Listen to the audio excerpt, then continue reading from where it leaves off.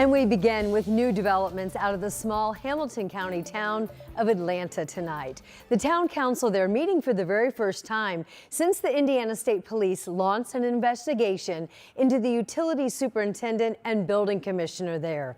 Thanks for joining us tonight at 11. I'm Anne Marie Tiernan in for Scott. Well, the meeting in Atlanta lasted just 10 minutes tonight. It was a packed room full of residents, all coming and looking for answers. The council did not offer further insight into why state police are investigating one of their own, Andy Emmert. But here's what we do know. Last week, state police searched Emmert's house and also a few buildings in town. They loaded 2 different classic cars off of Emmert's property, and Emmert was then placed on administrative leave.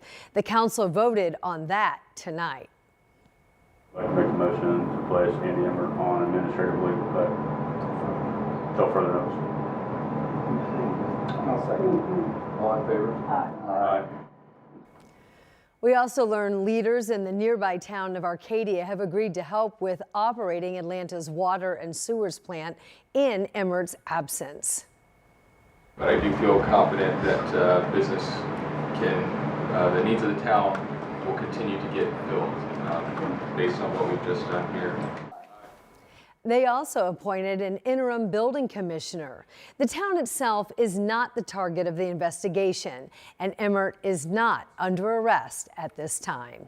And here in Indianapolis tonight, the City County Council just approved the 2025 budget for the city. Within the last few hours, the councilors gave it the green light, but not without some pushback. In fact, there were 9 councilors that voted against the budget. Our Marion County reporter Lauren Kostick now explains why. After years of overwhelming support, motion carries 16 yeas, 9 nays. The city's 2025 budget passed Monday night, but with unprecedented bipartisan pushback. 9 councilors voting against it, 6 Republicans and 3 Democrats, questioning the budget's process and the city's priorities. And I just think at this point, maybe it's time to try something new. This body is not just to be a rubber stamp. And what we continue to do doesn't seem to be working. The mayor's more than $1.6 billion budget largely focuses on public safety, with the largest chunk dedicated to IMPD. Indy DPW also receiving a boost, now getting $246 million. However, some question whether that's enough to fix our roads. And this budget locks in the fact that they are going to get worse. Last month, Councilor Josh Bain introduced an amendment to reallocate funds to improve roads and bridges, something that failed in committee. But it's a main reason why all 6 Republicans voted against the budget. This budget has woefully underfunded things like infrastructure within our city. Indy's Black Church Coalition also voicing concern Monday, saying the budget lacks critical funding for education, housing, and poverty. Reasons councilors Carlos Perkins and Renee Allen went against others in their party. This overall budget disproportionately falls short in addressing urgent needs. However, 16 councilors disagreed, voting in support. We all live in this city, we all love this city, and we're all working really hard to make it a better place. In a statement, Mayor Joe Hogsett said, despite ongoing labor negotiations and a year of tight revenue growth for the city and county, this 2025 budget shows our support for our employees and the important work they do each and every day to serve residents, as well as continues to fund successful city programs that we know are making Indianapolis a better, safer place for all. And this approved budget will go into effect next year on January 1st. At the City County Building, Lauren Kostick, 13 News. Thank you, Lauren. The council also signed off on a proposal aimed at ending street takeovers in our city, but they did make some changes to it. So under this revised plan, organizers and other people that are taking part in spinning incidents would face up to $1,000 in fines for a first offense. That amount then goes up to $2,500 if a person violates that ordinance again. Also, cars used in the events would be impounded for at least 30 days. Decision 2024 now. Early voting now just hours away here in Indiana. And now poll workers for the general election are getting a raise. The City County Council approved the plan tonight. So here it is. The pay for absentee voter board workers is going from $11 an hour up to $15. Election day clerks will now get $180 a day. That's up from $100. And election day inspectors are getting a boost from $200 a day up to $240. So now let's take a look at everything you need to know if you're going to head out to cast your ballot here in Marion County. Tomorrow, the polls at the City County building will open at 8 o'clock in the morning and stay that way until 5 at night. There are some changes, however, to be aware of this year. For the first time, Marion County residents can come to the CCB building every single day. But the hours do change and they flex a bit, so make sure you check online before you go. And then later this month, on October 26, you'll have more location options. That's when the satellite sites and the voting there starts. Make sure when you go, you take your ID. And then, of course, the general election day is coming up on November 5th. Angela?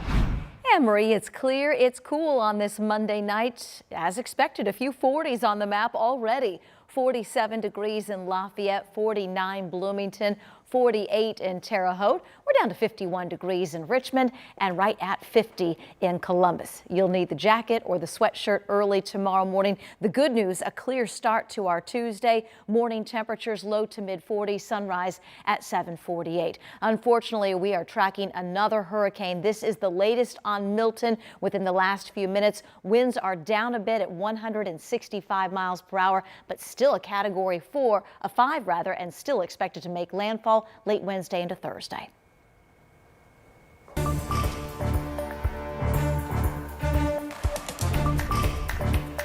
The events that unfolded on October 7th at 6:29 a.m. were aimed to make Israel and its people stumble and fall to their knees. Hoosiers tonight are joining people from all over the world, marking 1 year since the Hamas terror attack on Israel. And now the war between Israel and Hamas shows no signs of ending. In fact, it seems instead to be escalating. Israeli Prime Minister Benjamin Netanyahu vowing today to continue to fight. More than 41,000 people have been killed during this conflict. That's prompting a humanitarian crisis. Just today, the Israeli military says it identified multiple projectiles launched from Lebanon into Israel. Some were intercepted, others fell in open areas. And in Beirut, Israel Defense Forces confirmed strikes on terror targets. Tonight, our Logan Gay joined the Indianapolis Jewish community as they came together, gathered to mark this day. She shares their lives and how they've changed in the year since and what they're hoping for in the future.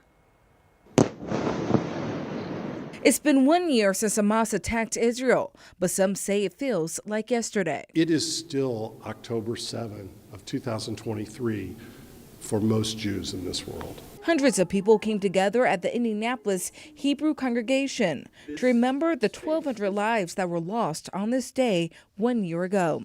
They gathered, lighting candles, singing songs and saying prayers for the people that are still being held hostage by Hamas. And they reaffirmed their commitment to Israel. Israel didn't ask for this war.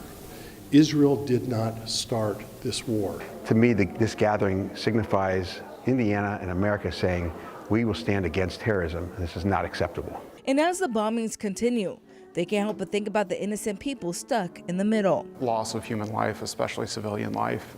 It's devastating that the conflict has dragged in the way that it has, that it's continued to escalate. I have a niece who's in high school in Israel, in Tel Aviv, and has been spending days in bomb shelters. The Jewish community says the terrorist attacks were a turning point, making the year extremely difficult for them. The anti-Semitism in America has gotten to a point that I never in my wildest dreams could have imagined. I have 3 children, and 2 of them were in college last year. The feeling on a campus of unsafeness, of people targeting them, my high school student feeling that the environment wasn't safe, people wearing flags saying anti-Israel or pro-Hamas and just not understanding the issue. But even though the light has dimmed, they say it has not extinguished. I'm absolutely hopeful that we can resolve this and get our hostages back. Even though we're in survival mode now, we are strong and we are going to survive. In Indianapolis, Logan Gay, 13 News.